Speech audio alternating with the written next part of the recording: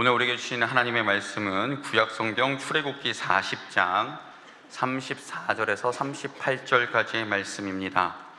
구약성경 147쪽에 기록된 하나님의 말씀 출애굽기 40장 34절부터 38절까지의 말씀을 받들어 읽겠습니다.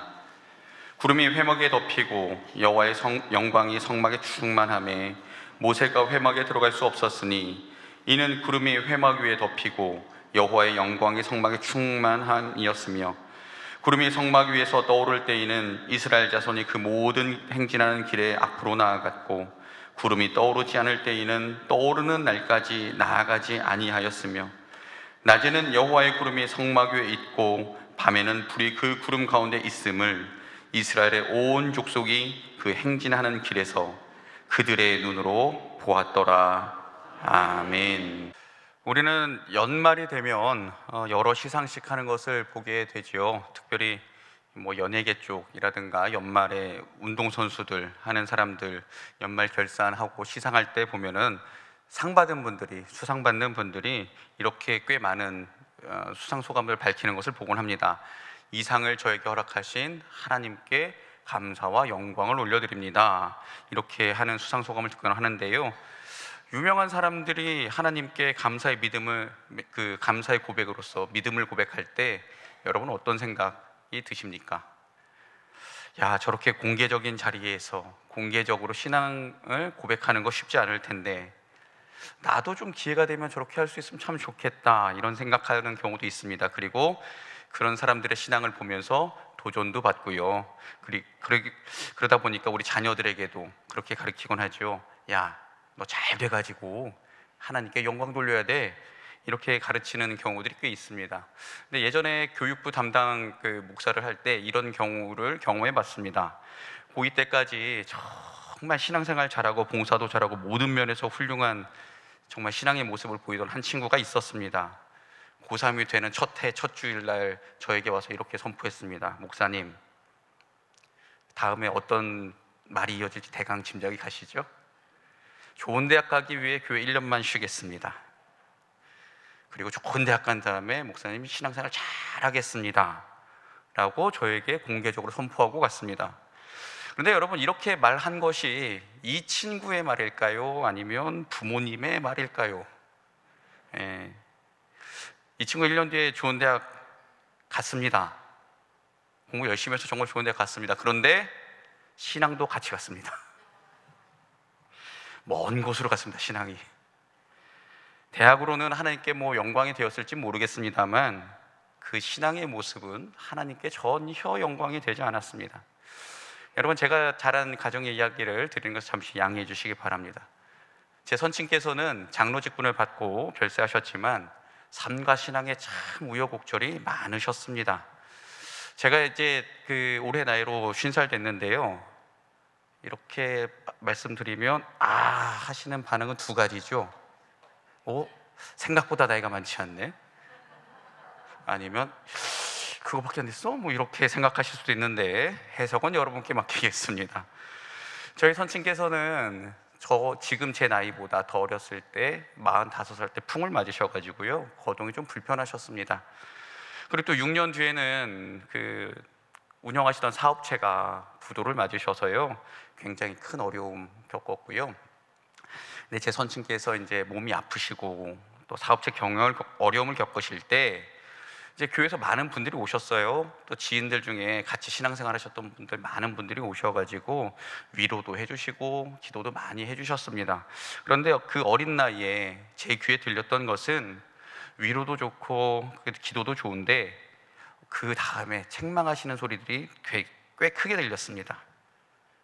뭐라 그러셨을까요? 몸에 병도 걸리고 사업도 망하고 그렇게 살아서 하나님 영광 가리면 쓰나? 물론 신앙생활 잘하면 좋겠다고 격려하시는 거 압니다. 그런데 몸이 아프고 사업이 어렵게 된 사람 손잡고 정말 함께 울어주지는 못할 망정, 그렇게 몸이 아프고 사업이 잘못돼서 하나님 영광 가린다고 그렇게 말씀들 하시니 제게 들린 어린 나이에 13살, 19살 때 들었던 그 말들은 상처로 남았고, 야, 뭐 하다가 좀만 잘못되면 이거 하나님 영광 가리게 되는데 어떻게 하는 거지?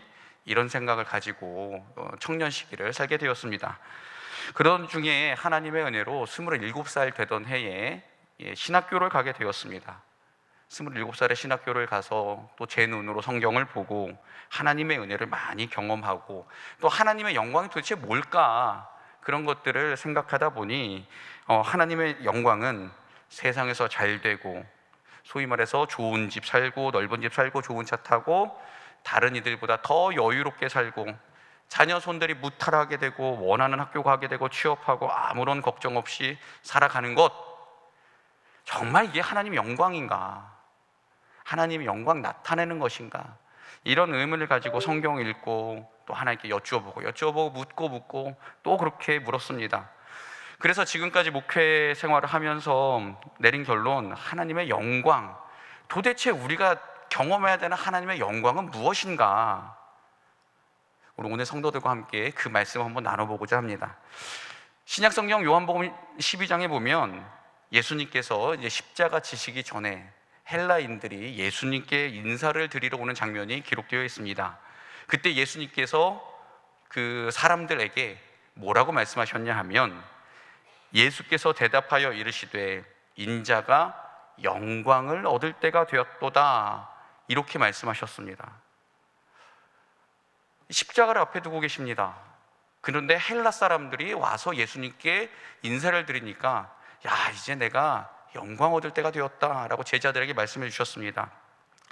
이는 예수님께서 유대인들만을 위해 십자가를 지시는 게 아니라 유대인과 헬라인으로 대표되는 온 인류, 모든 민족을 위해서 십자가 지심을 의미합니다. 그것을 주님께서는 영광이라고 표현하셨습니다. 그리고 이어지는 말씀 12장 24절은 예수님께서 또 이렇게 말씀하셨습니다. 내가 진실로 진실로 너희에게 이르노니 한 알의 밀이 땅에 떨어져 죽지 아니하면 한 알 그대로 있고 죽으면 많은 열매를 맺느니라 라고 예수님 말씀하셨습니다. 우리가 잘 아는 대로 예수님께 있어서 영광을 얻는 것은 하나님의 뜻에 따라서 십자가에 달려 돌아가시는 것이었습니다. 여러분, 지금 우리의 시각으로 예수님 보면요, 예수님의 죽음은 망한 겁니다. 예수님께서는요, 치유의 능력으로 병을 고쳐주는 능력이 있었습니다. 세계 최고의 갑부가 됐을 것 같지 않으십니까? 지금도 병 잘 고친다라는 병원이 있으면 문전성시를 이룹니다. 그런데 심지어 죽은 사람을 살려주는 일도 할 수 있었다면 정말 예수님 이 세상에서 잘 먹고 잘 살 수 있지 않았겠습니까? 그리고 예수님은 천사들을 불러서 군대를 운영할 수 있는 능력도 있었고요, 심지어 마르지 않는 샘처럼 떡 5개와 물고기 2마리로 몇 명 먹였을까요? 5,000명, 남자만 5,000명, 그죠? 주위에 딸린 식솔들까지 합치면 더 많은 사람들. 그때 한 끼 식사 가격을, 그때 예수님의 제자들이 예수님 이 많은 사람 다 먹이려면 200데나리온 필요해요 라고 얘기했었거든요. 200데나리온, 우리나라 돈으로 치면 하루 일당이 1데나리온이니까 약 10만 원씩 잡으면 2천만 원입니다. 그걸로 사업하셨으면 여러분, 예수님 어떻게 되셨을까요? 그러니까 마귀가 와가지고 예수님한테 유혹하죠. 야, 너 나랑 같이 사업하지 않을래? 동업하지 않을래? 이렇게 해요. 예수님께서는 이 세상에서 아주 잘 살고 또 권력을 누릴 수 있는 여러 조건들을 지니고 있었습니다. 그래서 3년 동안 예수님 옆에서 따라다니던 제자들이 그거 보고 나서 예수님께 뭐라고 요청했을까요? 예수님, 예루살렘 들어가시면, 그리고 로마 군대 다 물리치시면 저 좀 기억해 주세요. 어떻게 기억해 달라 그랬을까요? 예수님 좌편과 우편에 앉혀주셔서 이스라엘 다스릴 수 있는 그 권력 좀 주세요. 부귀 영화 누릴 수 있게 해주세요. 이렇게 예수님께 요청했지요. 그런데 예수님께서는 그런 거 추구하지 않으셨지요. 하나님의 뜻에 따라 십자가에 달려 돌아가시기까지 순종하셨고, 하나님 말씀에 순종하신 것, 그것을 영광이라고 표현하셨습니다. 여러분, 신약성경이 총 27권이 있는데요, 그 중에 13권을 누가 편집글로 기록을 했을까요? 바울이 기록했습니다. 그런데 여러분, 이 바울, 예수님 안 믿고 그냥 살았으면 유대교의 매우 중요한 지도자로 살았을 것입니다. 세상에 유대교를 알리는 역할을 감당했을 수도 있고요, 혹은 당시 이스라엘의 정치 지도자로 아주 잘 살 수 있었을 것입니다. 그런데 그는 예수 그리스도를 만나고 예수님을 구주로 고백한 후에 그의 모든 삶을 오로지 하나님의 말씀에 순종하며 살았습니다. 그리고 하나님 나라와 예수 그리스도를 증거하는데 그의 온 생애를 다 바쳤지요. 지금으로서는 정말 상상도 못할 거리를 걸으면서 전도했습니다. 성지순례 가보면 지금 다 버스 타고 다니잖아요. 다녀도 14박 15일을 다녀도 다 못 다닌다 그러는데 거기를 계속 걸어 다니면서 전도했습니다. 어떨 때는 돌에 맞기도 했지요. 어떨 때는 배 타고 가다 죽을 뻔도 했습니다. 옥에 여러 번 투옥되었고 채찍으로 맞았습니다. 그가 정말 겪은 수많은 고난을 고린도후서 11장에 자세하게 기록해놨지요. 그렇게 바울은 고통과 어려움 가운데 예수님 잘 전했습니다. 그렇다면 그의 결론은 어떻게 돼야 되겠습니까? 잘 돼야 되지 않겠습니까? 그런데 종국에는 목베임 당해 죽었습니다. 예수 잘 전했는데 그의 삶을 통해 하나님 영광 나타나야 되지 않겠습니까? 그런데 지금의 시각으로 보면 바울은 하나도 하나님의 영광이 되는 삶을 살지 못했습니다. 그런데 우리의 생각으로는 그럴진데 하나님은 그러지 않으셨죠. 하나님께서 바울을 인정하셨습니다. 그의 편지글이 신약 성경의 여러 내용을 이루는 어떤 사람보다 더 많이 기록되는 그 큰 영광을 하나님께서 허락하셨지요. 그리고 후대 역사가들은 바울이 세상의 역사를 바꾼 사람이라고 평가합니다. 그는 세상의 부귀영화를 주춤해 살지 않고 정말 하나님의 말씀에 순종하며 사며 살았습니다. 그러한 삶을 통해 하나님 영광 받으셨지요. 오늘 우리가 읽은 말씀에 등장하는 한 사람도 있습니다. 바로 모세입니다. 모세는 이집트 공주의 아들로서 평안한 삶을 살 수도 있었습니다. 그런데 그가 80세 되던 해에 하나님을 만났습니다. 모세도 처음에는 하나님께 대들었죠. 왜 나냐고, 나 아니면 안 되냐고, 하나님 쟤 좀 보내시면 안 돼요, 이렇게까지 했습니다. 그렇지만 그도 하나님 말씀에 순종했습니다. 40년 동안이나요 말도 안 듣고 불평 불만 가득한 그 이스라엘 백성들과 함께 광야에서 살았습니다. 얼마나 힘들었겠습니까? 남자만 68만 명이라는데 그 사람들이 한마디씩만 해보십시오. 성경에 다 기록되진 않았지만 그 많은 불평과 불만을 혼자 다 받으면서 그렇게 살았는데, 그리고 먹을 것이 있습니까? 물이 있습니까? 가다 보면 여러 위협도 있지요. 그렇게 힘들게 하나님의 뜻에 따라 이스라엘 백성들 이끌고 살았는데 하나님께서 정말 그 모세를 불쌍히 여기셔서 하나님께서 약속하셨던 젖과 꿀이 흐르는 땅, 그 가나안 땅 한 번이라도 이렇게 밟고 오게 하셨으면 모세가 그래도 아이고 하나님 감사합니다 이랬을 텐데, 모세는 어디서 죽었을까요? 가나안 땅 들어가기 전에 죽었습니다. 심지어 그의 무덤 위치는 아무도 모릅니다. 그래서 이스라엘 사람들이 추모도 못합니다. 여러분, 세상의 시각으로 보면 모세만큼 불쌍한 사람이 어디 있겠습니까? 그런데 모세는 하나님의 집의 종으로서 하나님께 순종했고 하나님의 말씀에 따라 살았고 하나님의 말씀에 따라 죽었습니다. 그리고 그렇게 살았던 모세는 하나님께서 어떻게 인정해 주셨을까요? 신약 성경에서 율법의 대명사로 모든 율법은 모세를 통해서 나왔다고 할 정도로 하나님께서 그의 삶을 인정해 주셨습니다. 그리고 사람들도 모세를 인정하게 됐음을 우리는 잘 알고 있습니다. 하나님께서는 하나님의 말씀에 절대 순종하며 살았던 그의 삶을 통해 영광 받으셨다, 우리는 이렇게 생각할 수 있습니다. 여러분, 오늘 우리가 읽지는 않았지만 오늘 본문 말씀의 앞부분에 기록된 출애굽기 40장에 보면 하나님께서 모세를 통해서 지으라고 명령하셨던 성막이 완성되는 것을 볼 수 있습니다. 그리고 오늘 우리가 읽었던 34절과 35절 말씀 같이 한번 읽어볼까요? 시작.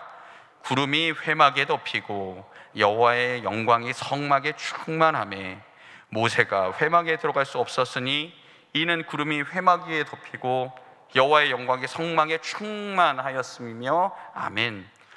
하나님의 말씀대로 지어진 이 성막에 하나님의 영광이 충만했다라고 성경은 우리에게 알려주십니다. 그런데 이 성막에 충만한 하나님의 영광, 여러분 이 영광은 어디서 왔겠습니까? 이 하나님의 영광, 출애굽기 40장에 보면 여러 말씀들이 기록되어 있는데요, 1절에 보면 이런 말씀이 기록되어 있습니다. 제가 읽어보겠습니다. 여호와께서 모세에게 말씀하여 이르시되 라고 40장 1절은 하나님의 말씀을 우리에게 알려주십니다. 그리고 하나님의 말씀이 이르시되 라고 했을 때 그 첫 번째 결론을 16절에선 이렇게 표현합니다. 모세가 그같이 행하되 곧 여호와께서 자기에게 명령하신 대로 다 행하였더라. 아멘. 그리고 1절의 말씀이 19절에 와서 이렇게 또 이어집니다. 여호와께서 모세에게 명령하신 대로 되니라. 아멘. 우리 21절 말씀 같이 볼까요? 여호와께서 모세에게 명령하신 대로 되니라. 23절입니다. 여호와께서 모세에게 명령하신 대로 되니라. 27절입니다. 여호와께서 모세에게 명령하신 대로 되니라. 29절입니다. 여호와께서 모세에게 명령하신 대로 되니라. 32절입니다.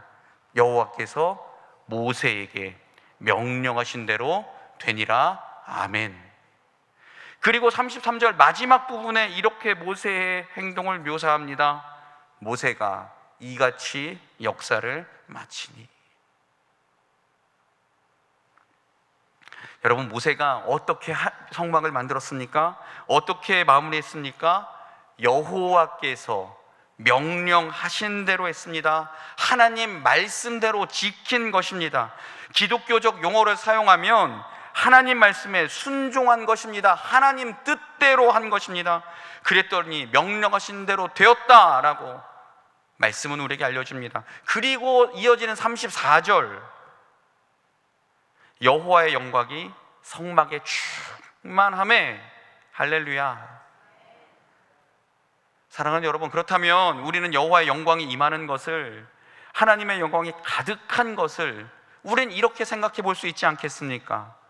여호와의 영광은 세상이 생각하는 것처럼 크고 화려하고 멋진 어떤 것에 있지 않고 하나님께서 명령하신 대로 그대로 되는 것, 하나님께서 명령하신 대로 그대로 살아내는 것, 하나님 말씀대로 지키는 것, 순종하는 것, 이걸 이렇게 살아가는 삶이야말로 하나님의 영광이 충만한 삶이구나, 우리 이렇게 생각해야 되지 않겠습니까? 꼭 이 세상의 가치로 잴 수 있는 잘되고 좋은 것 먹고 좋은 옷 입고 그렇게 살아가는 것이 하나님의 영광을 드러내는 삶이 아니라 하나님께서 원하시는 대로, 아멘, 아멘, 하나님 알겠습니다, 이렇게 살아내는 것, 또 그렇게 살아가는 삶에 하나님의 영광이 충만하지 않겠습니까? 사랑하는 여러분, 정말 내 삶을 통해서 자꾸 무언가 큰 일을 이루려고 하지 마십시오. 그리고 정말 그 큰 일을 이룬 다음에 그 다음에 하나님 영광 돌리겠습니다, 그렇게 말씀하지 마십시오. 하나님의 말씀대로 살다가 아파하고 눈물을 흘리고 정말 처절하게 피 흘리기까지 하나님의 말씀대로 살다가 싸우다가 하나님, 저는 무익한 종입니다, 이렇게 말하는 사람이 진짜 하나님의 영광을 드러내는 사람임을 기억하시길 소망합니다. 여러분, 하나님의 뜻대로 살다가, 정말 하나님의 뜻대로 이 세상에서 치열하게 살다가 때로는 어려움 겪을 수 있습니다. 하나님의 뜻을 이루기 위해 정말 열심히 살다 보니 몸 이곳저곳 아플 수도 있습니다. 하나님의 말씀대로 살다가 다른 이들로부터 너만 잘났냐고 미움 당할 수도 있습니다. 하나님의 뜻대로 살다 어려움 겪을 수도 있습니다. 그러나 여러분, 하나님의 뜻대로 순종하기 위해 살다가 정말 발버둥 치며 살다가 겪는 그 어려움과 고통이라면, 그 고난이라면 우리의 삶을 통해 이미 하나님 영광 받으셨고 또 받고 계심을 잊지 않는 우리가 되기를 소망합니다. 예수님이 그러셨고요, 바울이 그랬고 모세가 그랬고 또 우리 믿음의 선진들이 그렇게 사셨음을 우리가 잊지 않기를 소망합니다. 그리고 오늘 우리가 또 주목해야 될 말씀이 오늘 본문 말씀 마지막에 기록되어 있는데요, 구름이 성막 위에서 떠오를 때 이스라엘 백성이 나아갔고 구름이 떠오르지 않을 때는 떠오르는 날까지 나아가지 않았다. 우리가 즐겨 부르는 찬양처럼 주님 말씀하시면 내가 나아가리다. 주님 뜻이 아니면 내가 멈춰서리다. 나의 가고 서는 것 누구 뜻에 있으니? 주님 뜻에 있으니 오 주님 나를 이끄소서. 이 찬양의 모티브가 된 구절이죠. 하나님의 영광으로 충만한 삶, 하나님의 영광을 보는 삶, 하나님의 영광을 추구하는 삶, 그렇게 살아내는 사람은 하나님 앞서가지 않습니다. 하나님 뒤에 섭니다. 하나님 먼저 가 주십시오. 하나님 내 앞에서 일해 주십시오. 하나님 말씀해 주십시오. 그렇게 하나님을 기다리는 사람이 하나님의 영광으로 충만하고 하나님의 영광을 보고 하나님의 영광을 추구하며 살아가는 사람입니다. 그렇게 하나님 우선주의로 살아가는 사람을 우리는 성도라고 부릅니다. 하나님의 영광을 추구하며 살아가는 홍성교회 성도 여러분, 이 세상에서 대접받고 인정받고 다른 사람들보다 잘 살고 싶은 마음, 누리고 싶은 마음 잘못된 것 아닙니다. 그러나 하나님보다 그 마음을 앞세우거나 하나님보다 더 많이 생각하는 것, 그것이 잘못된 것입니다. 하나님의 영광을 여러분 나타내고 싶으십니까? 하나님의 영광을 보고 싶으십니까? 하나님의 영광을 정말 추구하는 삶을 살고 싶으십니까? 그렇다면 하나님의 말씀에 바짝 엎드릴 수 있는 우리가 되기를 소망합니다. 오늘 말씀에 기록된 대로 여호와께서 말씀하신 대로 그대로 되더라. 하나님께서 우리에게 말씀하실 때 우리 이 말씀이 우리 마음판에 새겨지기를 소망합니다. 그리고 그렇게 살아가는 홍성교회 모든 성도에게 하나님의 영광이 가득한 것을 우리 눈으로 볼 수 있게 될 것이고 우리는 그 영광이 드러남을 알게 될 것입니다. 오늘 말씀의 제목처럼 이스라엘 백성이 보았던 하나님의 영광을 우리도 볼 수 있게 될 것이고 훗날 우리의 믿음의 후손들이, 우리의 자손들이 우리를 이렇게 평가할 것입니다. 홍성교회 성도들은 하나님 말씀대로 하였더라. 그리하여 그들은 그들의 삶을 통해 나타내신 하나님의 영광을 그들의 눈으로 보았더라. 아멘. 사랑하는 홍성교회 성도 여러분, 하나님의 영광을 보고 싶고 하나님의 영광을 나타내고 하나님의 영광을 따라 사는 그런 삶을 살아가고 싶으십니까? 정말 그렇게 살기를 원한다면 하나님의 말씀에 전적으로 순종하는 삶을 살아가시기를 주님의 이름으로 부탁드립니다. 그렇게 살아갈 때 하나님의 영광이 나의 삶을 통해, 우리의 삶을 통해, 우리 교회를 통해 드러나게 될 줄 믿습니다. 기도하겠습니다.